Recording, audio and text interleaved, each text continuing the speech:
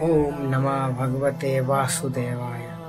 So guys, Mahavatar Narasimha একটা এটা যদি আমি ব্যাখ্যা করতে চাই, এটা কোনো একটা বইয়ের মধ্যে পড়ে না, ঠিক আছে? এটা একটা ফিলিংস, একটা ইমোশন এবং একটা শিক্ষা, ঠিক আছে, যেটা আমাদের ভক্ত প্রহ্লাদের থেকে শেখা উচিত। বইটা অ্যাকচুয়ালি আমি বইয়ের মতো করে দেখিনি, ওখান থেকে কিছু শেখার চেষ্টা করেছি, যে ওখান থেকে আমি কি শিখতে পারছি। এটা হচ্ছে মেন ফ্যাক্ট। ওখান থেকে আমরা শিখলাম অ্যাসোসিয়েশন, সমাজ, যে অসুর কুলে জন্মেও সে ভগবানের ভক্ত হতে পেরেছে, আর আমরা মনুষ্য কুলে জন্মেও এই সব নোংরাম করে যাচ্ছি।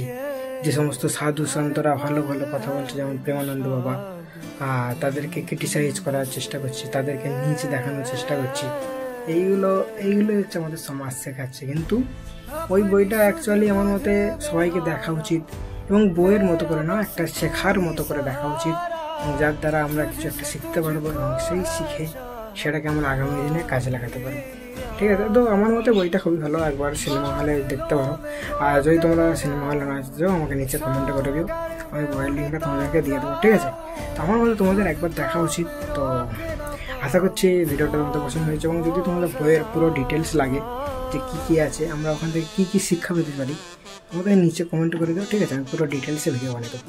তোমার সাথে দেখা হচ্ছে পরের ভিডিও, ততক্ষণের জন্য রাম রাম, জয় রাম।